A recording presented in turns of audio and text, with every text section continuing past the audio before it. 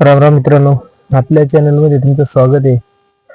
आणि पाठीमागच्या व्हिडिओमध्ये आपण आयुष्यामध्ये मित्र कसे पाहिजे आणि मित्रांमुळे तुमचं आयुष्य कसं घडतं हे मी तुम्हाला सांगितलं होतं. आणि ऍक्च्युअल मध्ये ते मित्रांमुळेच माझं आयुष्य घडलं.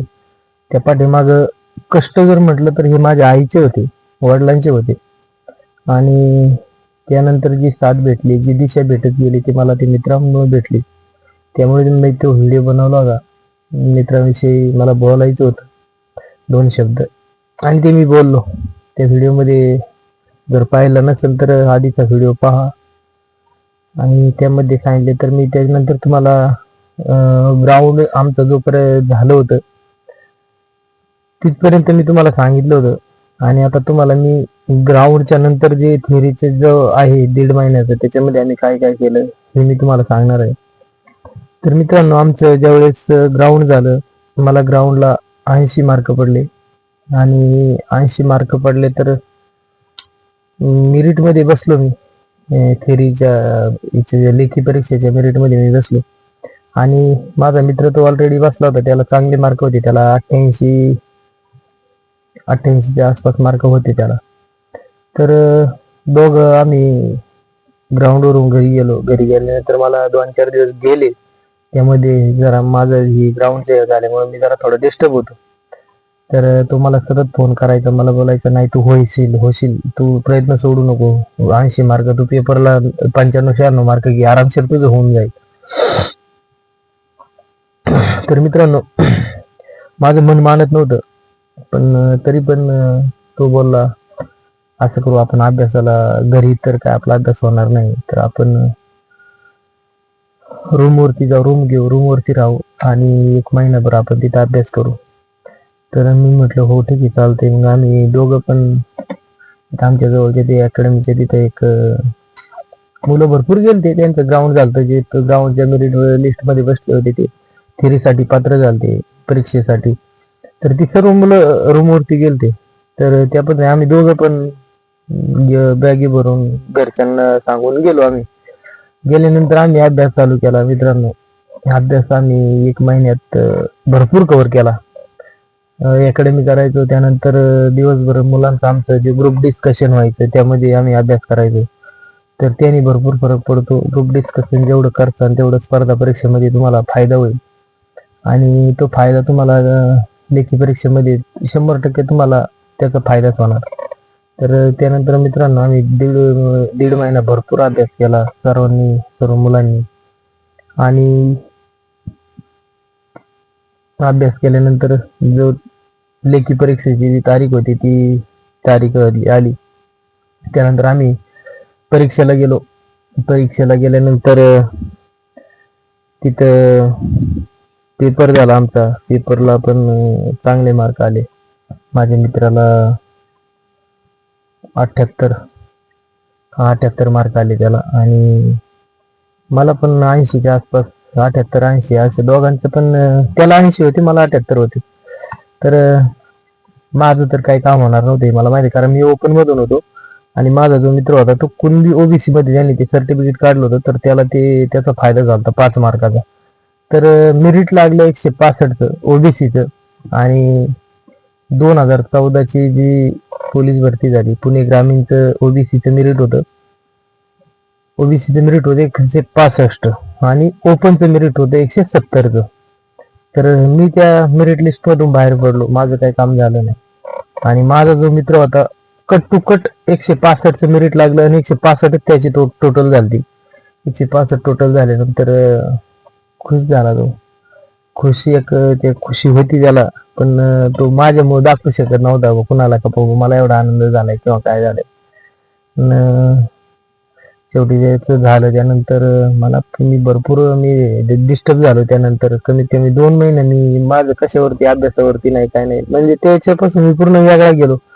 वेगळ्या विषयाकडे जायला लागलो, वेगळा विचार करायला लागलो का बाबा नाही, आता आपण एवढे डिस्टर्ब होण्याचं कारण हेच होते मित्रांनो. प्रयत्न मी भरपूर केले होते, कष्ट माझे प्रामाणिक कष्ट होते, भरपूर कष्ट होते. असं नाही का बाबा जाऊन तिथं टाइमपास केलाय किंवा काय केले, नाही. काहीतरी तुमच्या आयुष्यात वर खाली होत राहतं, थोडंफार चालतं. पण जे कष्ट केले ते प्रामाणिक केले ते तुम्हाला पण सांगितलं होतं.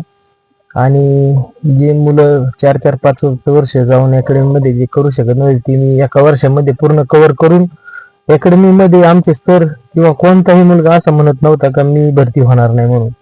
सगळी मुलं म्हणत होती की हा भरती होणार म्हणजे होणार. पण शेवटी कसं राहतं, तुमचे प्रयत्न 99% असलं, मी तुम्हाला तेच सांगतोय की प्रयत्न तुमचं जरी 99% असलं तरी तुमचं नशीब 1% असतं ते तुमच्या बाजूने असणं खूप महत्वाचं असतं. ते जर तुमच्या बाजूने नसेल तर तुमच्या 99% कष्टाला हे नसतं. तर माझ्या आयुष्यात पण तेच घडलं. माझं प्रयत्न 99% होतं आणि फुल कष्ट होतं माझं, फुल म्हणजे एवढं प्रामाणिक कष्ट होतं. त्या गोष्टीचं मला वाईट वाटलं. त्यानंतर 2-3 महिने मी एवढा डिस्टर्ब राहिलो घरचे. त्यानंतर त्याच्यामध्ये माझा जो मित्र होता, भरपूर त्याने मला सहकार्य केलं. फोन करायचा रोज, मला सांगायचा नाही असं नाही, तू खचून नको जाऊ, एक भरती गेली म्हणजे काय तुझं आयुष्य संपलं असं काय नाही. ती अकॅडमी मध्ये पाहतोय मुलं 4-4, 5-5 वर्ष झाले अकॅडमी करतात. तू तर एका वर्षामध्ये एवढे याचे गेले, तू 100% पुढच्या भरतीत होणार म्हणजे होणार. फक्त ज्या चुका आत्ता केल्या त्या करू नको. त्याने मला हे सांगितलं. आणि प्रयत्न करत राहा म्हटलं, काय नाही आता 6 महिन्यानंतर भरती निघेल किंवा काय होईल, तू भरती होऊन जाशील. तुला भरती होण्यापासून कोणी रोखू शकत नाही. त्याचा जो आत्मविश्वास होता ना मला, थोडा मला त्याने त्याच्यातून ज्या डिप्रेशन मध्ये मी गेलो त्यातून मला त्याने बाहेर काढलं. रोज संध्याकाळचा त्याचा मला फोन असा, कारण दिवसभर त्यानंतर त्याचं जॉईनिंग झालं, डॉक्युमेंट झालं, मेडिकल झालं, सगळं तो जॉईन झाला, ट्रेनिंगला गेला. ट्रेनिंगला गेल्यानंतर तुम्हाला दिवसभर त्याला टाइम भेटत नसतं ट्रेनिंग मधून. तुम्हाला संध्याकाळचा फोन करायचा. त्याला माहित होतं का पूर्ण हा डिस्टर्ब आहे, कारण सगळ्यात जास्त जवळून त्यांनी मला अनुभवलेलं आहे आणि माझे कष्ट पण त्यांनी पाहिले होते. कशा पद्धतीने हा कष्ट करत होता किंवा कशा पद्धतीने हा लढत होता. आणि ते कष्ट पाहून त्याने मला भरपूर म्हणजे माझं जे मला आत्मविश्वास दिला ना, तो त्याने दिला, त्या मित्राने. तर मला सांगायचा, बाबा तू सोडू नको प्रयत्न, तू चालू कर, तू रनिंग चालू कर, तू अकॅडमी चालू कर किंवा हे गोष्टी चालू कर म्हटलं, तू बंद नको करू. तू जर बंद केलं तर तू पूर्ण दुसऱ्या वेगळ्या दिशेने जाशील आणि आपलं जे दोघांचं स्वप्न आहे ते अपूर्णच राहील म्हटलं. मी तर ठीक आहे म्हटलं.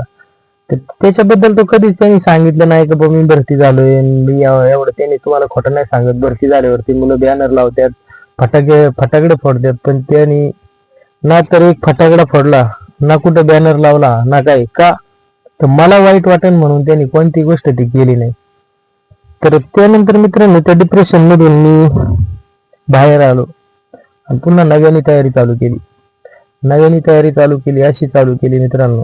पुन्हा तोच जोश घेऊन आलो पाठीमागचा. त्याच पद्धतीने तयारी चालू केली. अकॅडमीत जायचो, अकॅडमीत क्लास करायचो, पुन्हा ग्राउंड, पुन्हा म्हणजे तुम्हाला सांगतो, जी मुलं लहानपणापासून जी कष्ट करत आलेले असतात तर त्या मुलांना पुन्हा शून्यातून तयारी करण्याची भीती नसते, कारण त्यांनी त्या गोष्टी किंवा म्हणा किंवा तिथे जे दुःख भोगलेलं असते ना, तर त्या दुःखापुढे त्यांना हा स्ट्रगल काही वाटत नाही. कारण त्यांना माहिती जी परिस्थिती बदलणार आहे ती आपल्यामुळे बदलणार आहे. घरची परिस्थिती, जी घरचे 18-20 दारिद्र्य जे आहे ते आपल्या प्रयत्नाने जर बदलणार असेल तर तो मुलगा 100% कितीही खचला, किती काय झालं तरी तो उठून पुन्हा तयार होतो आणि प्रयत्न करतो.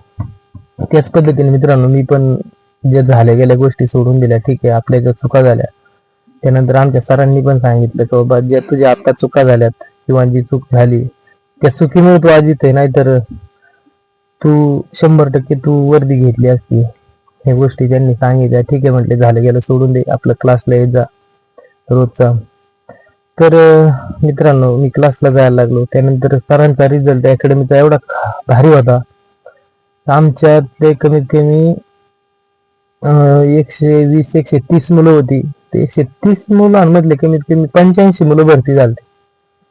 म्हणजे तुम्ही पाहू शकता का मुलं किती जिद्दी होती. आणि जी राहिली होती त्याच्यातले समजा 15 आणि 20-30-35 मुलांपैकी 20 मुलं तर अशी होती जी माझ्यासारखी, जी होणारी मुलं, ज्यांचे इव्हेंट हे झाले, फॉल झाले, त्यामुळे ती मुलं राहिलेली, कोणी 1 मार्कावर, कोणी अर्ध्या मार्कावर. तर अशा पद्धतीने जी मुलं राहिली होती ती मुलं पुन्हा तयारी करायला लागली. आणि या स्पर्धा परीक्षेमध्ये असं मित्रांनो, तुम्ही जर ठरवलं तर मला पाहिजे ठीक आहे, तुम्ही जे गोष्टी ठरवलेल्या असतात ते तुम्ही करता, तुमचा प्रयत्न पूर्ण करता, पण नशिबाने जर नाही साथ दिली तर तुम्हाला पुन्हा शून्यापासून तयारी करावी लागते. ती तयारी करण्याची मानसिकता आपली पाहिजे, तर त्या स्पर्धा परीक्षेमध्ये उतरा. नाहीतर जर तुमचं मन जर हलकं असेल आणि तुम्ही जर त्या गोष्टी पुन्हा शून्यातून जर तुम्हाला हे करण्याची जर तुमची जिद्द नसेल तर त्या क्षेत्रात तुम्ही येऊच नका, मी सरळ सांगेन तुम्हाला. त्यानंतर मित्रांनो चालू केली अकॅडमी पुन्हा पुन्हा ते जे पहिल्यापासून जे 1 वर्षापूर्वी चालू केलं ते नव्यापासून पुन्हा नवीन मुलं आली. आम्ही जे राहिलो होतो ती मुलं आमचा ग्रुप होताच. तर त्या पद्धतीने प्रयत्न चालू केले. त्यानंतर मित्रांनो एका आर्मीची भरती आली. तर मित्र म्हणले चला जाऊ. आणि त्यानंतर मित्र आमच्या गावातलेच 2-3 मुलं होते ते आर्मीची तयारी करत होते. ते पण अकॅडमीला यायला लागले. त्यांनी पण पोलीस भरती दिली, पण ते थोड्याहून राहिलेलेच होते ती पण मुलं. अशा पद्धतीने आमचा एक ग्रुप तयार झाला. पुन्हा ग्रुप तयार झाल्यानंतर ती भरती आल्यानंतर ती म्हटले चला आपण भरतीला जाऊ. त्यानंतर आम्ही काही 2-3 महिने माझे तर ते असेच गेलते. त्यानंतर भरतीला आम्ही गेलो. भरतीला गेल्यानंतर तिथं आमचं रनिंग झालं. रनिंग पण काढले आम्ही. रनिंग काढल्यानंतर आमचं मेडिकल झालं. मेडिकल पण क्लिअर झालं. आम्ही 3 जण होतो. तर मेडिकल झालं, सगळं झालं. आम्हाला रिटर्नची तारीख भेटली. तर रिटर्नची तारीख भेटली मित्रांनो. पुन्हा अभ्यास केला.